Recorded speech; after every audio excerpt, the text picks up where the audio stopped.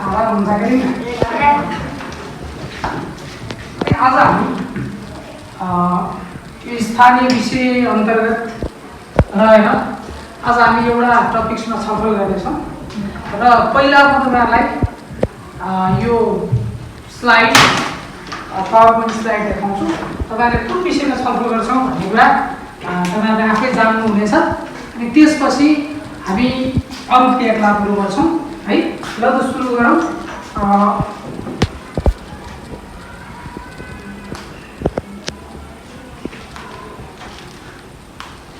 हेर्नुहोस् है, तपाईँले यो ठाउँमा जानुभएको छ? देख्नुभएको छ? यो ठाउँको बारेमा जानकारी छ? जानकारी छ है? छैन है? यो फोटो देख्नु भएको छैन? आज हामी केको विषयमा छलफल गर्छौँ? मन्दिरको बारेमा छलफल गर्छौँ होइन? हो, मन्दिरमा पूजापाठ हुन्छ, भजन कीर्तनहरू हुन्छ। तपाईँलाई भजन कीर्तनको बारेमा थाहा छ नि होइन? के हो भजन कीर्तन? देवताको नाममा गाइने गीत हो कि होइन? ल तपाईँलाई भजन थाहा छ? गाउन सक्नुहुन्छ? ल त एउटा भजन सुनाउनु त ल। कसले गाउनुहुन्छ? ल सुरु गरौँ न।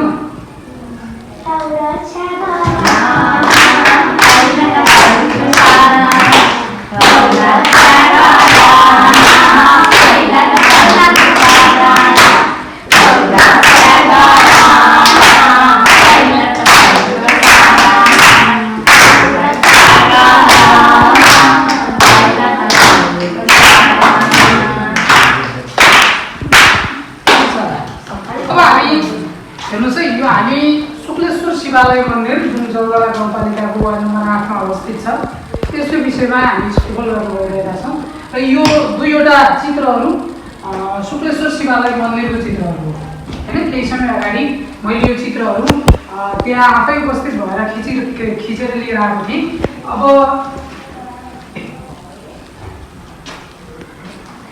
हेर्नुहोस् है, अब शुक्लेश्वर शिवालयको मन्दिरको बारेमा हामीले केही जानकारीहरू यो मन्दिरको स्थापना कालदेखि यसका विशेषताहरू के छन्, यो कहाँ छ हैन, यसको डिटेलमा हामीले अब अध्ययन गर्नेछौँ। हेर्नुहोस् है, एकलाई पढ्नु त।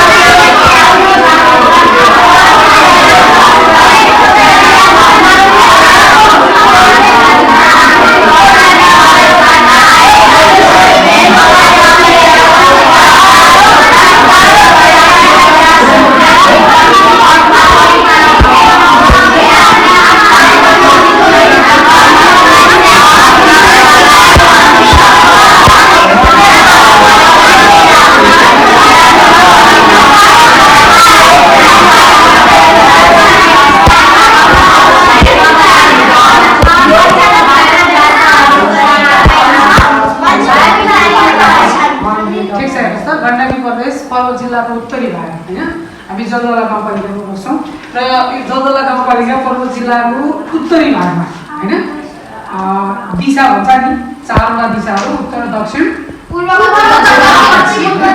पश्चिम उत्तर र दक्षिण मध्ये यो पर्वत जिल्लाको उत्तरी भागमा यो शुक्लेश्वर शिवालय मन्दिर रहेको छ र यो मालडुङ्गा बेनी सडक खण्ड हैन, मालडुङ्गाबाट बेनी हुँदै बेनी गइन्छ नि त्यो सडक खण्डको करिब 200 मिटर तलपट्टि हैन, हामी त्यो सडक खण्डभन्दा तलपट्टि यो खनियाघाट भन्ने ठाउँमा यो मन्दिर अवस्थित छ हैन। र यो कृष्ण गण्डकी भनेर चिनिने काली गण्डकी नदी जुन के छ धार्मिक रूपमा ऐतिहासिक रूपमा एकदमै प्रसिद्ध छ हैन, जसमा यो विश्वको एकमात्र शालिग्राम शिला पाइने मन्दिर भनेको शुक्लेश्वर के रे यो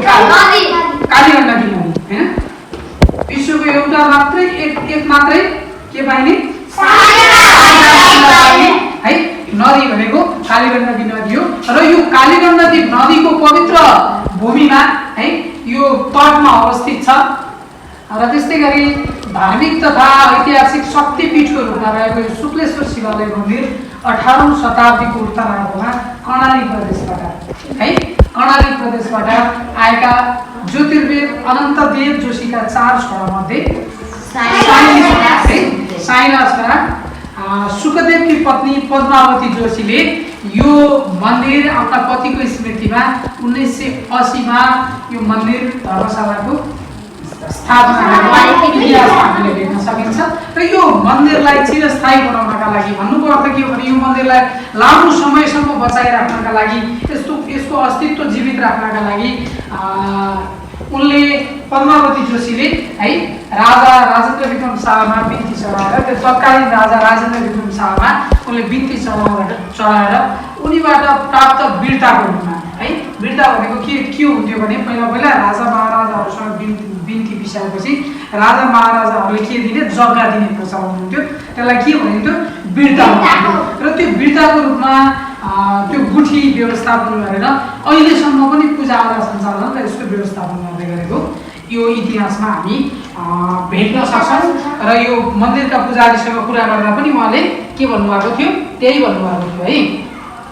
त्यस्तै गरेर हेर्नुहोस् त यो मन्दिरको नाममा नागेगाउँको सेरामा 70 मुरी धान, त्यस्तै गरेर धाइरिङको बासकोटमा 70 मुरी धान र कुस्मा नगरपालिकाको पाङको लिम्बीधारामा 20 मुरी धान उब्जाउने यो खेतबाट है यो शिवालय मन्दिरको नित्य पूजा आजा पुजारीको खर्च व्यवस्थापन गर्नु। त्यसमा के भने त्यो यो खेतमा है धान लगाउने अन्नबालीहरू लगाउने है अनि त्यसपछि जसले त्यसलाई बेच्ने र त्यसलाई बेचेर आएको पैसाबाट यो मन्दिरको के गरिन्छ खर्च गरिन्छ।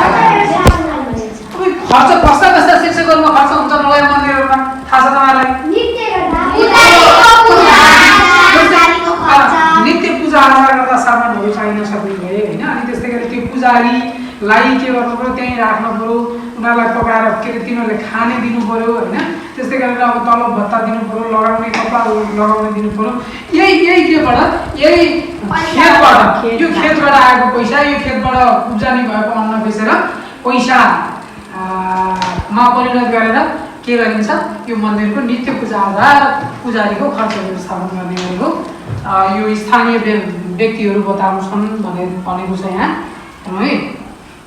त्यस्तै गरेर यो मन्दिर एकदमै राम्रो छ। हामीले अघि नै चित्रमा देखिसक्यौँ सुन्दर आँखी झ्याल है साना साना सुन्दर झ्यालहरू आँखी झ्याल भनेको आँखा जस्ता झ्यालहरू के साना साना झ्यालहरू अनि मसिनो गरी कुदिएका बुट्टेदार ढोकाहरू है।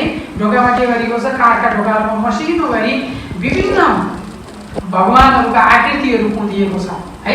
ढोकामा विभिन्न आकृतिहरू भगवानहरूका चित्रहरू त्यस्तै गरेर विभिन्न आकृतिहरू कुदिएको छ।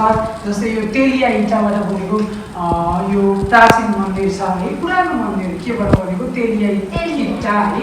तेलिया इँटा भनेको एक किसिमको इँटाको प्रकार होइन यो प्राचीन मन्दिर छ र मन्दिरको परिसर भनेको त्यो वरिपरिको वरिपरिको ग्राउन्ड होइन ठाउँ वरिपरिको ठाउँमा के गरिएको छ भने यो मनमोहक काठबाट बनाइएको काष्ठकला भनेको काठबाट है निर्माण गरिएको कलालाई काष्ठकला भनेर भनिन्छ। काठबाट बनाइएको धर्मशाला छ र त्यस्तै गरेर धर्मशाला अगाडि सुन्दर बगैँचा छ है राम्रो बगैँचा छ। त्यहाँ विभिन्न थरीका फुलहरू रोपिएका छन् होइन फुलहरू फुलिरहेका छन्। तपाईँले मैले यो विषयमा एउटा के अरे मेरो आफ्नो युट्युब च्यानलमा भिडियो निर्माण गरेर पनि अपलोड गरेको थिएँ त्यहाँबाट पनि तपाईँहरूले के गर्न सक्नुहुन्छ त्यो कस्तो छ भनेर हेर्न सक्नुहुन्छ। त्योभन्दा अझ तपाईँलाई प्रत्यक्ष हेर्न मन लाग्छ भने तपाईँहरू कहाँ जान सक्नुहुन्छ नजिकै छ है त्यहाँ गएर प्रत्यक्ष हेर्न पनि सक्नुहुन्छ।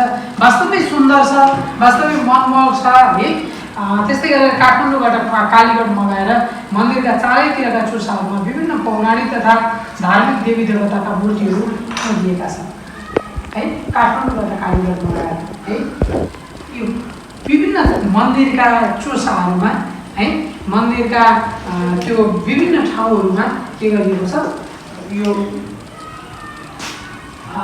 के अरे कालीगढ मगाएर है पौराणिक तथा धार्मिक देवताका मूर्तिहरू है पौराणिक तथा धार्मिक देवी देवताका मूर्तिहरू यसमा पाउँदिएको छ र यस मन्दिरमा नित्य पूजाआजा भनेको दिनदिनै पूजाआजा हुन्छ दिनदिनै है त्यहाँ पुजारी नै छन् है नित्य पूजाआजा त्यस्तै गरेर साउनको सोमबार विशेष मानिन्छ है शिवजीको मन्दिर हो त्यही भएर सोमबार शिवजीको बार पनि भनेर भन्ने गर्छन् त्यही साउनको सोमबार अनि बाला चतुर्दशीको दिन यो बाला चतुर्दशी त्यस्तै गरेर महाशिवरात्रि है यो शिवजीको नाममा है विभिन्न भजन कीर्तनहरू गरेर यो विभिन्न भक्तहरूले त्यहाँ दर्शन गरेर है विशेष पूजाआजा गर्ने गर्छन् भजन कीर्तन गर्ने गर्छन् भजन कीर्तन त हामीले अघि नै गरिसक्यौँ होइन हो त्यस्तै गरेर पौराणिक एवं पुरातात्विक महत्त्व बोकेको मन्दिरलाई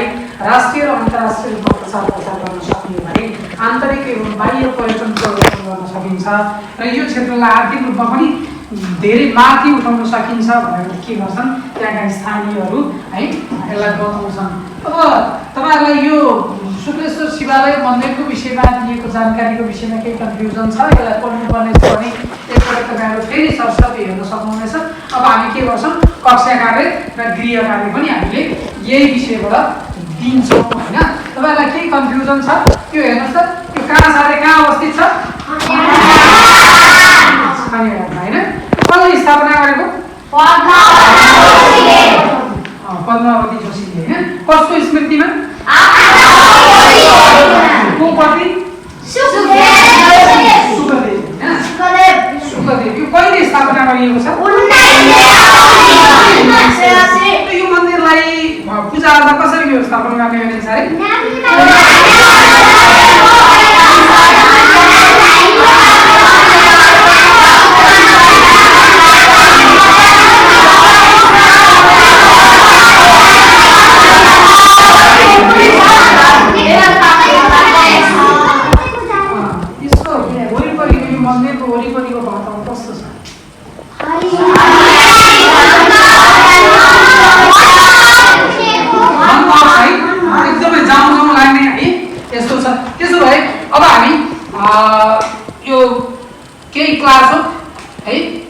गर्छौँ हेर्नुहोस् है यहाँ केही क्वेसनहरू बनाएको छौँ होइन यो क्वेसनहरू तपाईँहरूले के गर्नुपर्छ यही आधारमा हामीले अहिले पढेको आधारमा तपाईँहरूले यो क्वेसन गर्नुपर्छ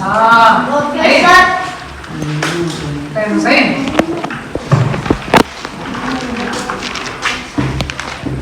कक्षा कार्यका लागि केही हेर्नुहोस् है यहाँ पहिला प्रश्नहरू पढ्नुहोस् है यहाँ यी प्रश्नहरू तपाईँले गर्नुपर्छ शुक्लेश्वर शिवालय मन्दिर कहाँ रहेको छ यसको अवस्थिति कहाँ छ यो तपाईँहरूले कक्षा कार्य गर्नुपर्छ अनि त्यस्तै गरेर अर्को हेर्नुहोस् यसलाई पढ्नुहोस् है पहिला पढ्नुहोस् अनि अर्को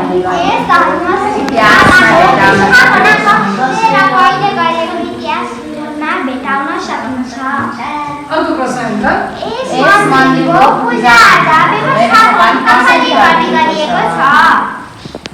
अनि अर्को यस मन्दिरमा कुन कुन अवसरमा भजन कीर्तनहरूले दर्शनको विशेष पूजाआजा गर्ने गर्छन् यस मन्दिरको इतिहास कति वर्षको रहेको छ क्रिया कार्य अब एकछिनपछि गर्छौँ हामी यो क्लासवर्क गर्नु पर्यो सबैजनाले क्लासवर्क गर्नुहोस् त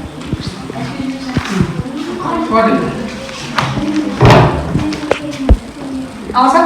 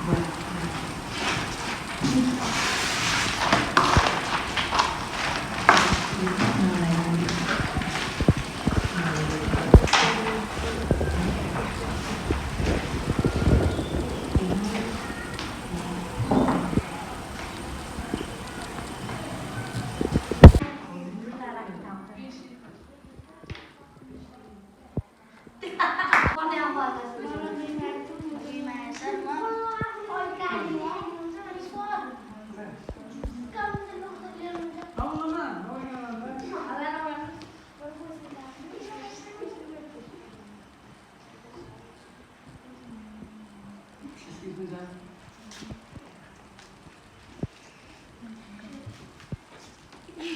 यो कक्षा कार्य क्लासवर्क सिद्धाउनु भयो भने हेर्नुहोस् है, क्लासवर्कपछि अब हामी यो गृह कार्य हेर्नुहोस्।